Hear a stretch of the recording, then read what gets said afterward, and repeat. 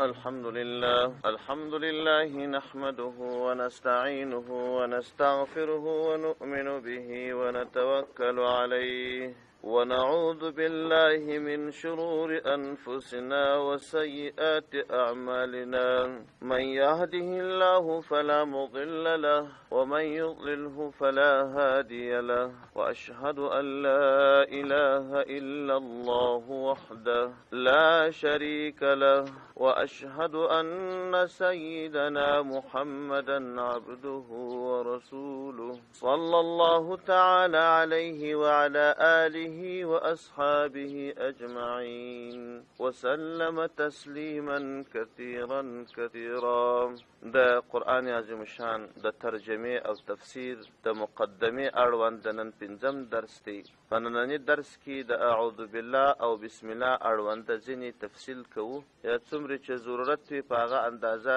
ځینې بیان کوو. لومړی اعوذ بالله ده او دوم بسم الله ده. دغه اعوذ بالله ویل یا په عموم ډول باندې د اعوذ بالله څخه تعبیر په استعاذه باندې کیږي. استعاذه معنا طلب د پناه یا پناه غوښتل. په دغه اعوذ بالله کې هم د رجیم شیطان څخه پناه غوښتل، یعنی دا اعوذ ز پناه غواړم بالله په لوی رب باندې، په لوی الله باندې پناه غواړم د شیطان رجیم یا د رټل سوي شیطان.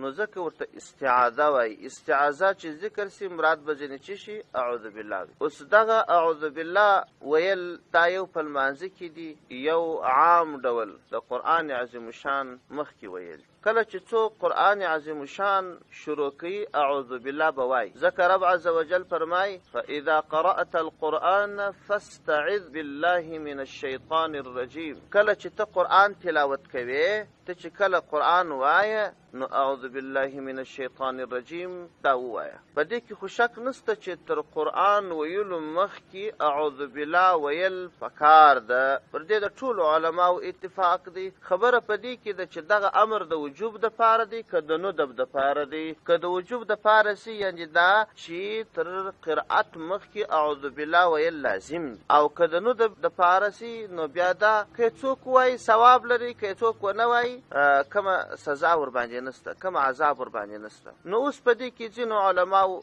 واجب بللې ده او ځینې مستحب بللې ده او ځینې سنت بللې ده. خو په هر صورت راجح قول دا دی چې تر قرأت مخکې اعوذ بالله ویل واجب نه. د قرآن د آدابو څخه دی، خو که چیرې چا د قرآن یو آیت ووایه او اعوذ بالله یې ورسره ونه ویل ګناهګار نه، او که چیرې اعوذ بالله ووایي نو هم به یو مستحب عمل پر ځای کړی وي او هم به د قرآن ادب رعایت کړي. ځکه په لمانځه کې لا د امام ابو حنیفه رحمه الله او د امام شافعي رحمهم الله د دواړو له نظره اعوذ بالله ویل واجب نه. که څه هم عطا ابن ابي رباح، ابن سیرین، نخعي په دې کې ځینو کسانو په هر رکعت کې اعوذ بالله ویل. ځکه دا ویل په هر رکعت کې قرأت دی. په اول رکعت کې هم قرأت سته، په دوم کې هم سته، په دریم کې هم سته، په څلورم کې هم سته. نو په کار دا ده چې په هر رکعت کې قرأت دی، په هر رکعت کې د اعوذ بالله وویل سي. خو د امام ابو حنیفه رحمه الله مبارکه رایه دا ده چې په اول رکعت کې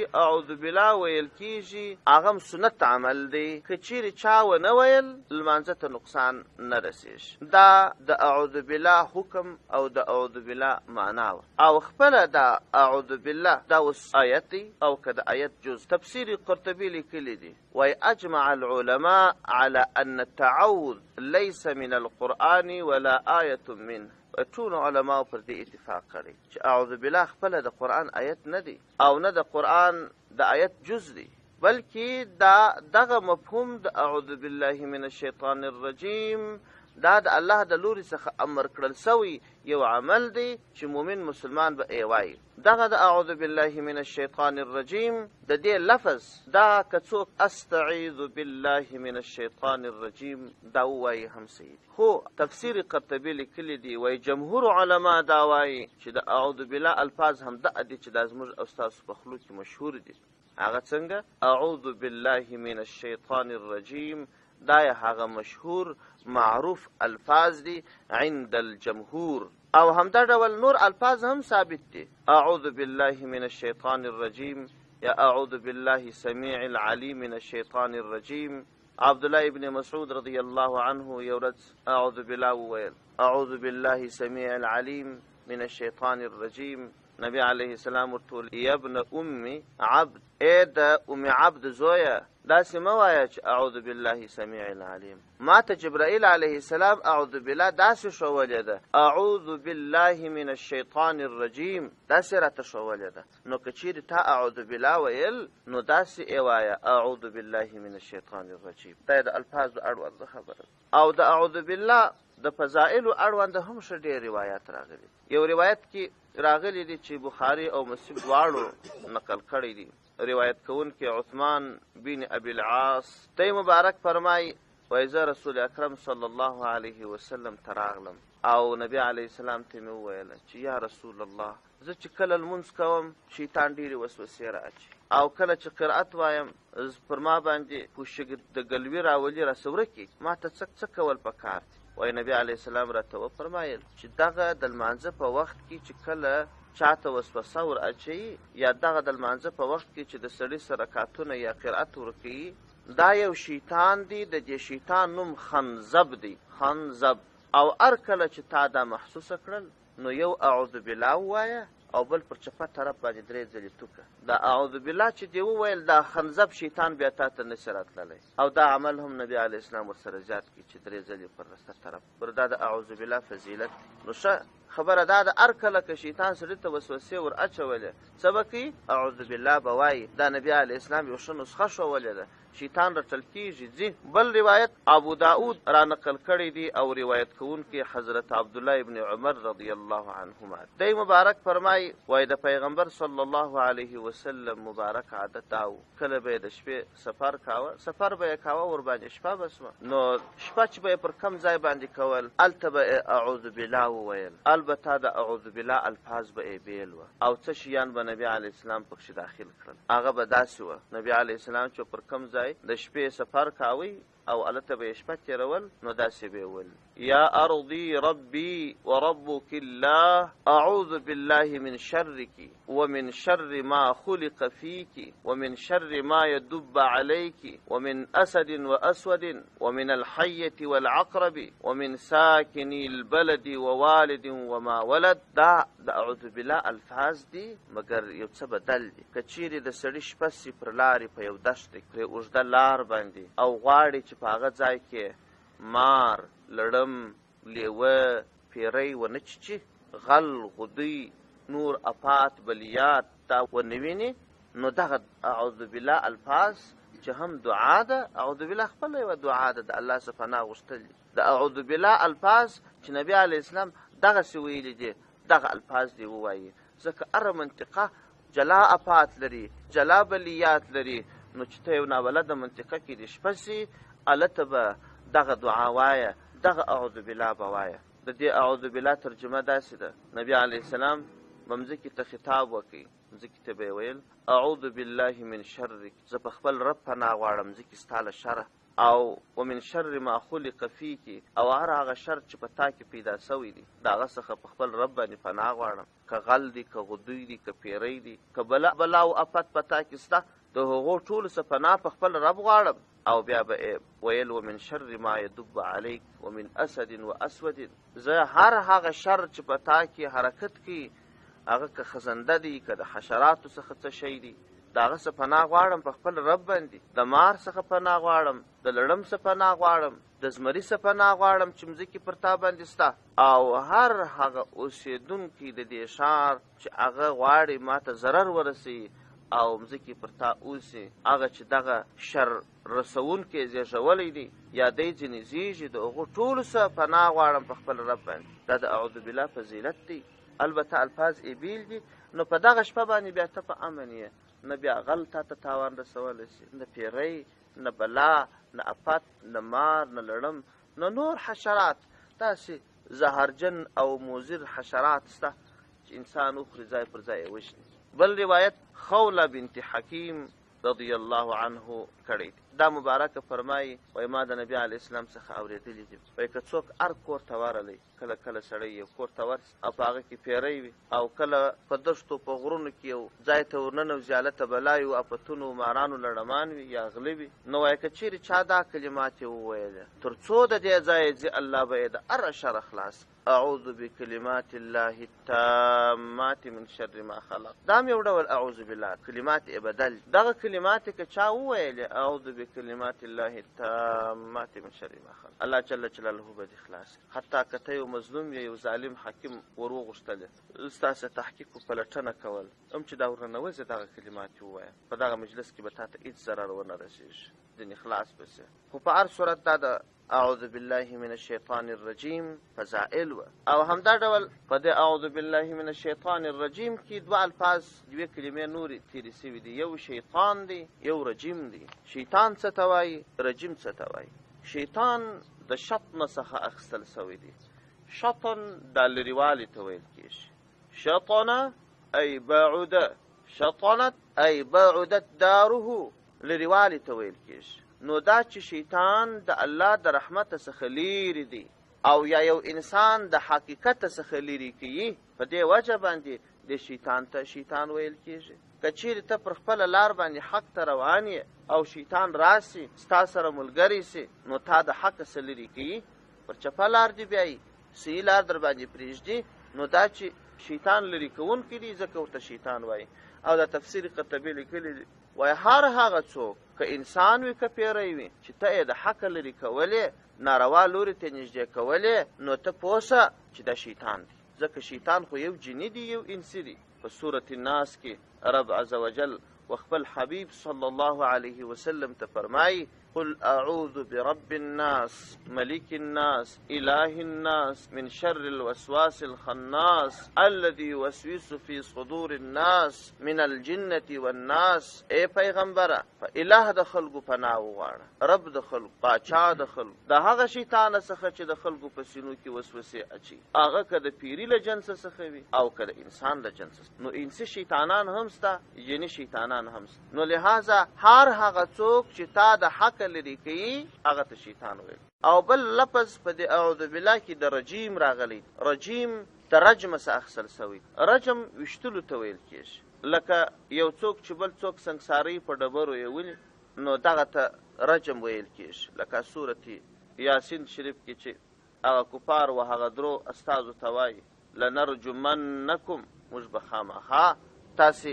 سنګسار کو یعنی دا چې په ډبرو باندې مو او همدا ډول د نوح علیه السلام قوم و نوح علیه السلام ته وایي لئن لم تنتهي یا نوح لتکونن من المرجومین که ته د دې خپله کاره منه نسې موږ به دې په ډبرو سنګسار یا د ابراهیم علیه السلام پلار و ابراهیم علیه السلام ته وایي لئن لم تنتهي لارجمنک ته د دې خپله دعوته منه نسې زه به خامخا تا په ډبرو سنګسار دغه په ډبرو سنګسارول دې ته رجم ویل کېږي او دلته شیطان ترجیم ویل سوی دی رټل سوی لکه یو څوک چې په ډبرو سنګسار سي ژوند ځینې واخیستل سي دی هم د الله د رحمت څخه داسې خالی لا سوی ناهیله سوی رټل سوی په بېعزتۍ شړل سوی دی یو سړی چې دومرې بد عمل وکړي چې خپل قوم ته دومرې بد وي چې په ډبرو یې وولي ژوند ځینې واخلي نو خو نه د ده پر بدن باندې کالي پاتېږي نه ژوند ورته پاتېږي نه عزت ورته پاتېږي نه هوسایي ورته پاتېږي هېڅ نه ورته پاتېږي شیطان هم داسې دی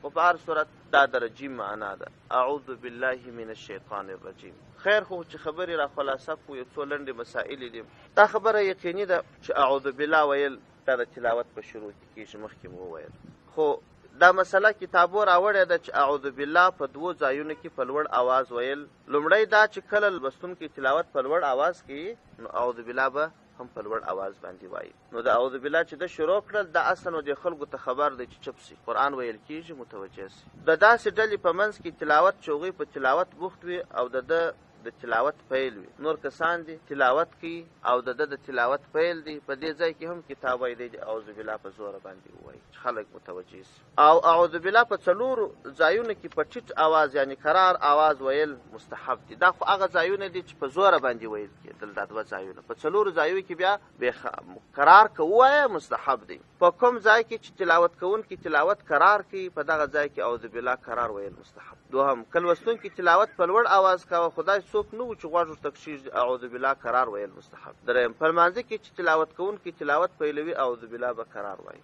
او که تلاوت کوونکی د یوې ډلې په منځ کې تلاوت پیلوي او دی په خپل تلاوت کې د لومړي ځل لپاره تلاوت نه وي پیل کړی دا یې دوهم واري وي تلاوت یې کاوه مابینځ کې اوبه وچښلې یا یو بل کار وکړي بیا یې تلاوت شروع کړي دوهم واري اعوذ بالله دې قرار ووایي په زوره ویل لازمي نه دي.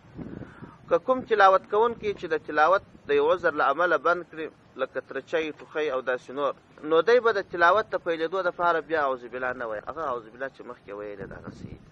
او که چیرې داسې یو کار وکړي چې هغه طبیعي ضرورت نه یو څوک راغلی سلام یې ورته ووایه ده وعلیکم السلام ورته ووایه خبرې ورسره وکړلې بیا یې تلاوت شروع کوئ دلته به اعوذ بالله وایي. هلته چې دلته ترچۍ ټوخی او داسې نور شیان چې ورته پېښ سو هغه طبیعي شیان وه دوهم وارې اعوذ بالله نه قرار نه په زوره ځینې غوښتل او په دغه ځای کې به دوهم وارې اعوذ بالله وایي. خو په هر صورت دا د اعوذ بالله اړونده خبره وه. د بسم الله اړونده هم یو مختصره خبره کوم نو نور د مقدماتي درسونه انشاء الله خلاص دي. سبا به د سورة فاتحې تفسیر شروع کوو انشاء الله.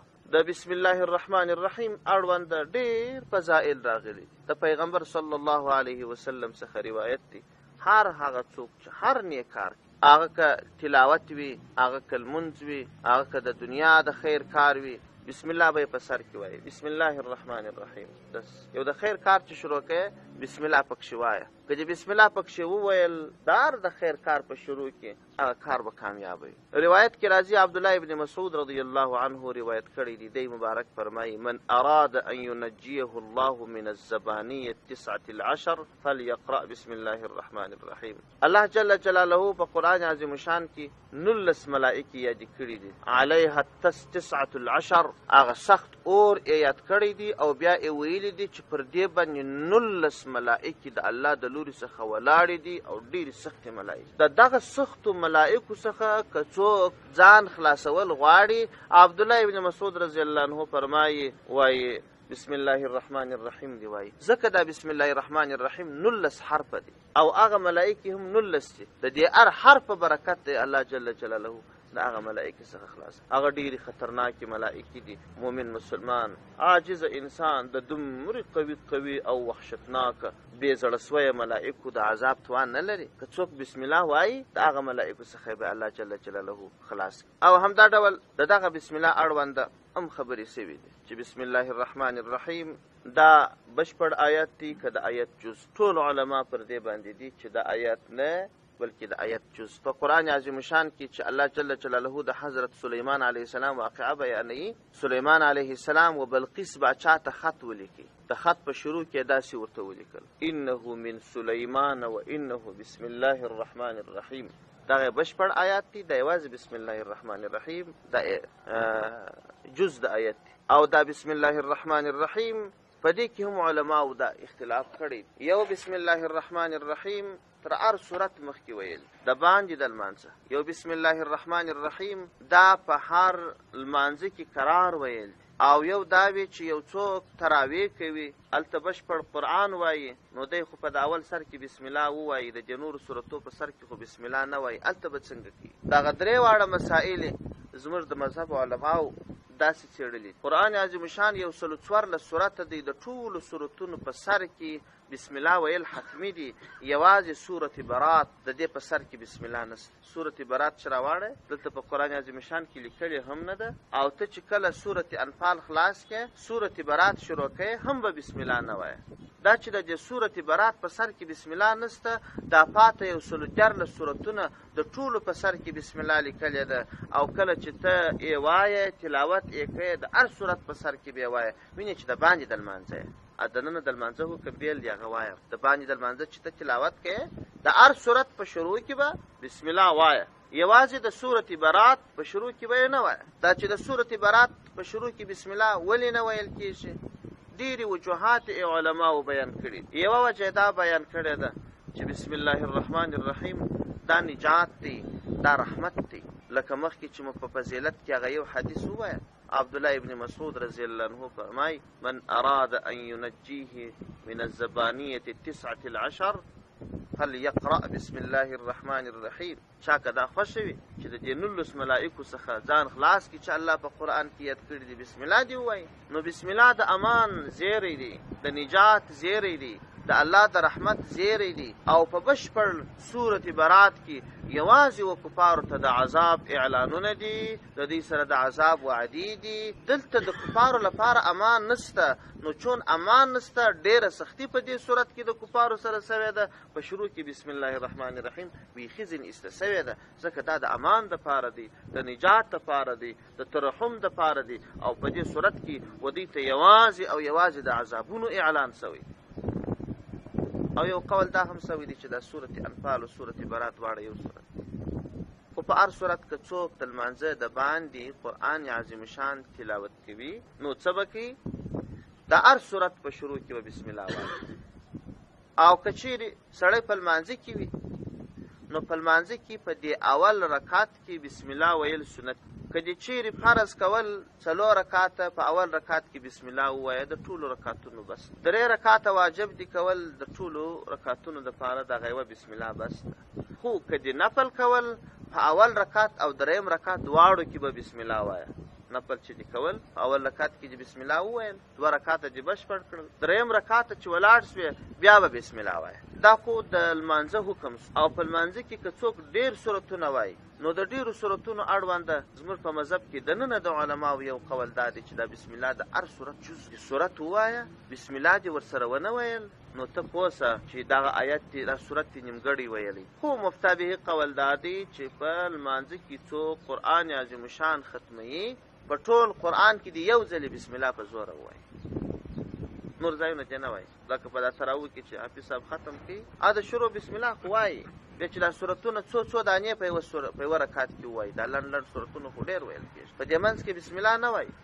خو په آخره سپاره کې چې آخر سورتو ته ورسېږي، یو وار یې په زوره ووایي، یو وار چې ووایي کفایت کوي د ټولو دپاره. دا زموږ د مذهب. دا د اعوذ بالله او بسم الله اړوند لنډ احکام وه. که نه مسائل د بسم الله بیخي ډېرې دي. سړی صورت د منځه شروع کړي، نو بسم الله به څنګه کوي؟ صورت په شروع کې ویلې او مابینځ کې قطع کړي، بیا یې تلاوت شروع کوي. مسائل او احکام یې شته، خو دا هغه ضروري اړونده بسم الله اړونده ضروري احکام وه. الله دې موږ ته توفیق راکړي. سبحان ربک رب العزة عما یصفون وسلام علی المرسلین والحمد لله رب العالمین.